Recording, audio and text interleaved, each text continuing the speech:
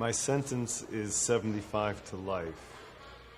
That in New York, different states and the feds have different sentencing structure, but in New York, 75, that is the minimum. It's not like they say 75 and you go to the board in 20 years. My first chance for parole is 2056. I got involved with Weatherman and then what became the Weather Underground back when it formed in 69 and 70. And we formed in the cauldron of intense struggle against the war in Vietnam and racism at a time when the Black Panthers, who were leading force in the black struggle that we identified with, were getting cut down and assassinated at a time when we were highly charged and moved by pictures of children in Vietnam getting napalm, massive demonstrations that didn't stop the war. In that context, we came out of the radical student movement, at that time predominantly white, called Students for a Democratic Society. In the context of seeing a lot of the people who inspired us and who had led the protests getting assassinated or put in prison, and a war that was so brutal and wouldn't stop, a small section of what was the broad student movement decided we had to be in a position to carry out illegal forms of struggle against the government. I had been sort of awakened already that something was wrong by the civil rights movement. See, in terms of my early consciousness, I'd never been exposed to the left or heard of the left. I believed that America was a democracy, and I took that really seriously. And I never cut the wink that it's a democracy for some people, not for other people, and I fervently believed it. And then when I saw, with the opening of the civil rights movement, that certain people were denied any opportunity or right to vote or anything, that was like, I went off, you could say, because I believed in the myths. But I still assumed that America stood for democracy abroad.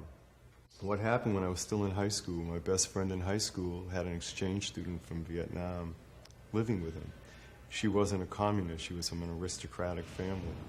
But she let us know that in Vietnam, Ho Chi Minh was considered the George Washington of Vietnam, that they were the ones who fought for independence. And the so-called regime in government in South Vietnam had been imposed by the United States as a continuation of French colonialism. So this was before the bombing of North Vietnam, when the U.S. involvement in Vietnam became a public issue. I'm talking about 1961. I was 16. I wrote an article for my high school paper saying the United States was supporting the wrong side in Vietnam and it was going to lead to a major civil war, and it was wrong. Well, at that time, that was considered like being crazy, ultra. You didn't, in 1961, you did not criticize the U.S. foreign policy. That was considered bipartisan. You always supported it. So that was considered pretty far out there. I think in light of history, what developed, it was a pretty moderate and prudent assessment of what was going on. The civil rights movement opened up that America was not a practicing democracy. Malcolm X raised the issue of self-determination and human rights. Black power in '66 taught us that it is a nature of a power structure, and we had to deal with opposition to that power structure. And then, of course, the Panthers and other revolutionary nationalist groups of the period, in getting past 66 into 68, 69, really brought home the identification with national liberation struggle and the right for people to fight against their oppressive and racist regime for total independence. We were saying, and the early civil rights movement said, and STS said in the early 60s, our slogan was we're going to shake the moral conscience of America. The idea was people couldn't know that this racism was going on, and they couldn't really know that we were supporting dictatorships in the third world. And once we showed them, that would stop it, because there's a moral conscience. We didn't understand the nature of the power structure.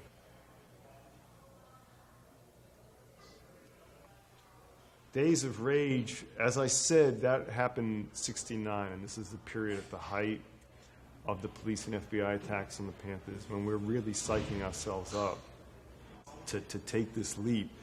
Even so, in Days of Rage, I remember when people broke through the police lines, and I wasn't on the front lines of that. I didn't knock any police over. I was in it. I was behind people. I followed it through. I do remember that was kind of a rush for this reason. So many times we've been in demonstrations trying to say, stop the war, having seen pictures of napalm children, knowing the level of Agent Orange being dropped in Vietnam, the different killings going on. And this was like outrageous, and we would say, you can't do this, and the police would say, okay, you can't march here. No, you got to stay here, containing our protest. So that was a sense of excitement that people could break through in the days of rage. I found out in those type of situations, street fighting situations, my defensive reflexes were very good. My offensive reflexes were pretty hesitant. So there was a situation where I was surrounded by a few police, and with clubs, and I somehow rolled in this and that and got through it. There were times when, in terms of the purpose of the demonstration, I should have been more offensive or aggressive, and it just wasn't me. It just didn't happen.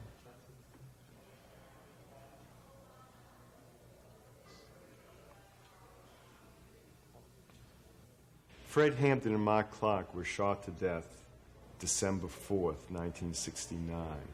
Fred Hampton was 20 years old, an extremely promising and charismatic leader of the Black Panthers. Not someone who was promoting the gun aspect of the Panthers that much, someone who had done, organized free breakfast program for school children, and particularly had played a really positive role in building unity. You've heard of the Rainbow Coalition, and it's an election campaign for Jesse Jackson, but the original Rainbow Coalition was headed by Fred Hampton in Chicago, and it brought together the Panthers and the Young Lords and the Young Patriots, which is a white street gang that was moving in an anti-racist way, and SDS. It was bringing together people who were oppressed or have a reason to fight the system. Between 1968 and 1971, approximately 40 Panthers were killed, and about over 1,000 were put in prison on trumped-up charges. Some of them are still in prison today. If we are allies, if we're anti-racist, if we're allies of the Black movement, if we want to build a movement among whites that's truly anti-racist, you can't sit and watch that happen. And it's time to move to other forms of struggle. Many of us, I have been a pacifist for many, many years before I moved to this point. And I didn't mind getting beaten or going to jail if it did some good. I couldn't stand by and watch this go on. And we felt we wanted to create some pressure to overextend the police so they couldn't concentrate all their forces on the Panthers. We wanted to create a political cost for what they were doing. And we also felt to build a movement among whites that was a revolutionary movement, a radical movement, it had to be anti-racist. And to be anti-racist, it had to respond to something when our government in our name was destroying the most promising and exciting and charismatic leadership that had come out of the Black movement in a long time. Like when Weather first went underground in '70, everybody on the left said, no, this is only going to last for a few months. In terms of how the actions worked and how the targets were selected for the Weather Underground, the first issue was political. What was the particular issue we were responding to? And we saw, again, our goal was to not hurt any people, and a lot of work went into that. But we wanted to pick targets that show to the public who was responsible for what was really going on. And that was usually government or corporate. For example, when the coup happened in Chile, where the elected government of Salvador Allende was overthrown, there was a massacre by the military, thousands of people were killed. CIA, Henry Kissinger were completely involved in this. They claimed they were for democracy, but there was an elected government that wasn't pro-business, and boom, they were gone. We did a bombing of Kennecott Copper Company because the main metal coming out of Chile and a main economic interest in Chile was copper, and Anaconda and Kennecott were the two big copper companies. One time we did one of the banks that was involved in U.S. control over Puerto Rico, economic control over Puerto Rico. If it was like a particular escalation of the war in Vietnam, we did bombing of the Capitol building, we did a bombing of the Pentagon. So the first point of an action was to draw home to people who are responsible for these crimes and who should be protested against, attacked. We didn't think bombing was the only thing to do. There should also be mass demonstrations and all levels of protest and action. Of course, a secondary factor is accessibility. Can you get there? Can you do it? And can you do it in a way that doesn't harm people? It's not an accident that we did 25 bombings without any civilian casualties. Actually, this is after the townhouse where we really were terrible place and approach where we killed 3 of our own people. 3 of our own people killed themselves. We made a lot of very bad mistakes in this period of time. And in retrospect, I feel it was precisely because most of us had such little experience with violence and so little relationship to violence, and it led really relatively sheltered lives. And as I said, for my first 7 years of activism, I was philosophically a pacifist. That, to me, there was an aspect of what we did that was psyching ourselves up to make the jump over this hurdle from sort of a more comfortable middle-class life to building an underground and taking an armed struggle. There was some romanticization of violence, some statements made that really are disgusting. There was the politics of the townhouse, which was sort of as a first approach to armed struggle, saying just sort of the bigger the bang, the better, rather than looking at really making actions very consistent with our humanism and our goals and focusing on a narrow enemy and being careful that people weren't hurt. So I'd say it was this level of energy, excitement, pushing forward to take this tremendous leap, and a lot of psyching ourselves up that had some negative consequences. The other tenor was, of course, the majority of people on the left attacked us tremendously because the idea that being a revolutionary meant actually fighting the government on that level was pretty upsetting. But there was that sense of attack and being in battle, but we in turn were extremely sectarian. Sectarian's a word within the movement by which we mean, if you're not doing things exactly like we are, you're not any good. And we were extremely arrogant towards other people. We're the only true revolutionaries. We're the only ones who are responding to the racism of the society and willing to fight. And we really turned off and alienated a lot of people who were decent people and potential allies. And not only is that a wrong way to deal with people, it really weakened achieving our own goals, which is to build as strong a movement as we could against the war and against racism. It was a time, as frequently happens when there's an upsurge in the black struggle, of an opening up of all other kinds of struggle, that women felt more strengthened in a more collective context and a more political context to raise some of these issues. But it was still a very male-dominant culture, and I think the first part of your question about psyching ourselves up for violence, the format we adopted was pretty macho.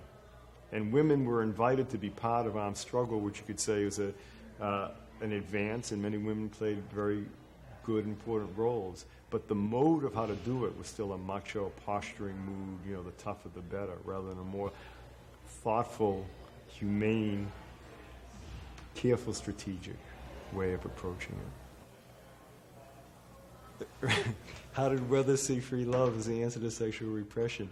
I'm laughing a little bit, somewhat out of embarrassment, because it's obviously something we didn't do very well.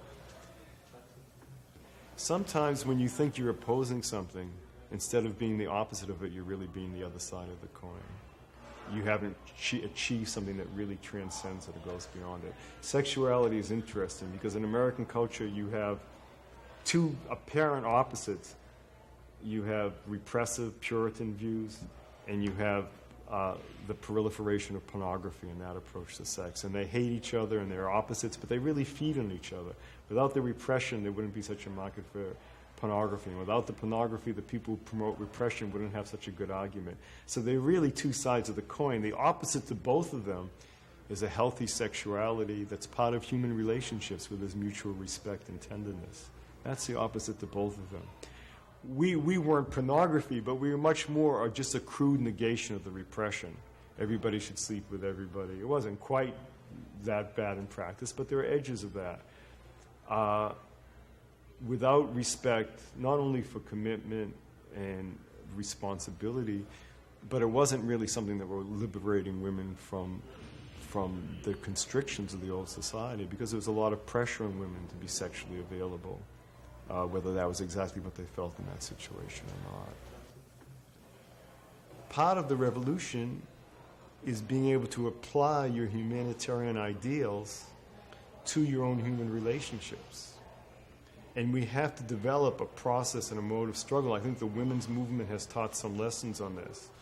I think the Christian-based communities in Latin America have taught some lessons on this. No one has an exact model, where we have to develop a process of resolving issues, political debate, coming to decisions, which are democratic, which are respectful, ways to raise criticisms that are constructive, that are trying to move forward the ideals of the whole group rather than jockeying for position. Exactly how to do that, especially in the situation of the Weather Underground. Remember, this isn't just a group that can have meetings, it can have democratic debate, and if a decision is wrong, well, we'll change it at the next convention. This is a group that's being hunted by the police. People can get killed. People can be put in prison for life. You can't have open debate. You can't have open meetings. In that situation, there's a lot of pressure to become a very disciplined organization, which is needed, and discipline is right. But with that discipline, especially in the culture we grow up in, there tends to be commandism, authoritarianism, status approach. Are you in or out with leadership? Are you higher or lower in the hierarchy? Rather than full democratic debate based on the validity of ideas and the commitment to the ideals rather than someone's position in the organization. What's the answer to how to combine a disciplined combat organization with fully democratic and humane processes? I don't know. All I can say is it's a problem that we have to take on consciously. I don't see models of exactly how it's been solved. It's something we have to be conscious of and take on.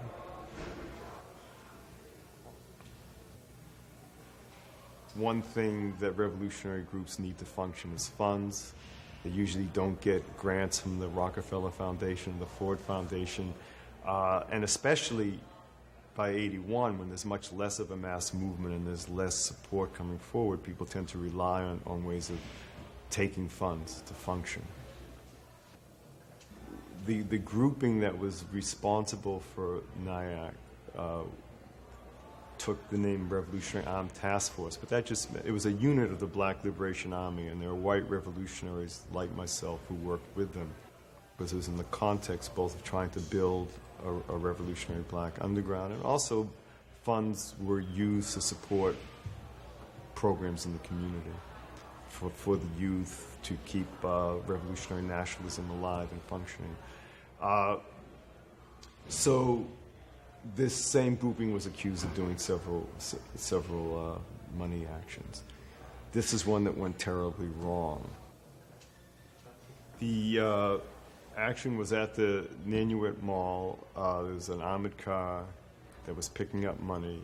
When they opened the back of the truck, some revolutionaries swooped down on it, freeze, guns out, hand over the money. Evidently the guard lifted the gun to shoot. There was a shootout.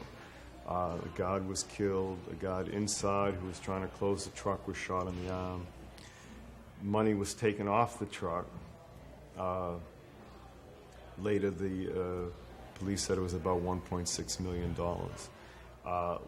Several miles away, a U-Haul truck was trying to get on the freeway. It was stopped. Police went to open the back door. People came out the back door. There was a shootout. 2 police were killed. 1 was wounded. At that point, most people got away. 4 people were in a car that crashed, in a light car that couldn't handle a turn and crashed.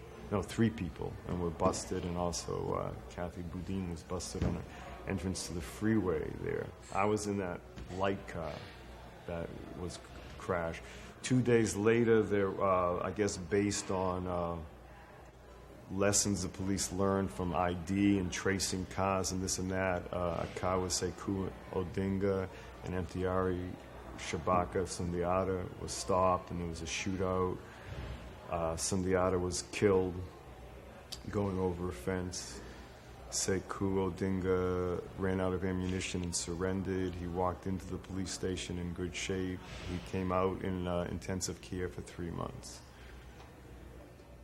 Those are just like the factual part. And then there were subsequent busts based on getting information. Sam Brown, who was one of the people in the car with me that crashed and got captured, as a result of beatings to try to make us talk, but what happened to him was a lot worse than what happened to me. He ended up with 2 fractured vertebrae. He didn't get treatment until 11 weeks later when he finally agreed to talk to the FBI. And as a result of that information, they also picked up some other people later, so there were subsequent federal conspiracy trials. And people did get killed, and that's tragic. And it's particularly tragic for those families, for people who got killed on both sides. And I could certainly appreciate why it's painful for them. In asserting and affirming that I'm a political prisoner, I don't mean to be flip. It's not like I just said this is wrong and started picking up a gun. I became active in 1960. We didn't go underground until 1970. Brinks didn't happen until 1981. We petitioned, we demonstrated, we sat in. I was willing to get hit over the head. I did. I was willing to go to prison. I did. To me, it was a question of what had to be done to stop the much greater violence that was going on. So in that respect, yes, I feel I shouldn't be in prison.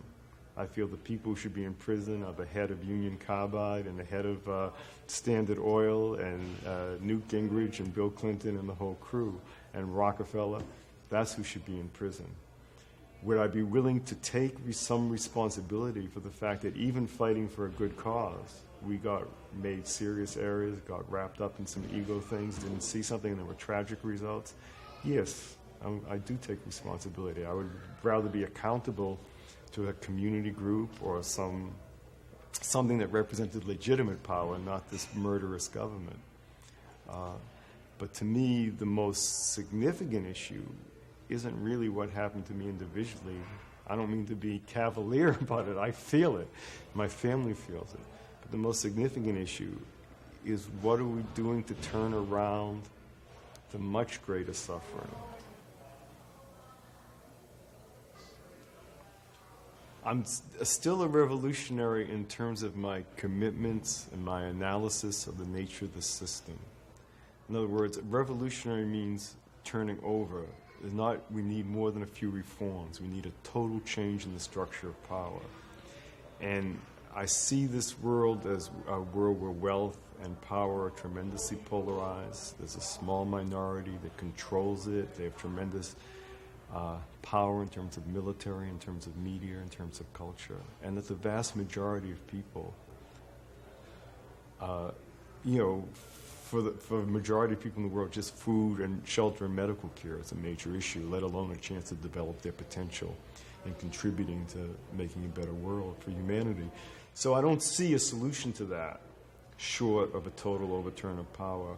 And I know from experience that this type of power does not concede through moral arguments or goodwill. But there's a way in which I don't call myself, that I find it a little pretentious to call myself a revolutionary, which is this. At this point, I don't see a clear strategy of how this can be accomplished. In the 60s and 70s, it might be hard for people who came to consciousness later or who are looking at this now to understand. But in the 60s and 70s, revolution really seemed possible.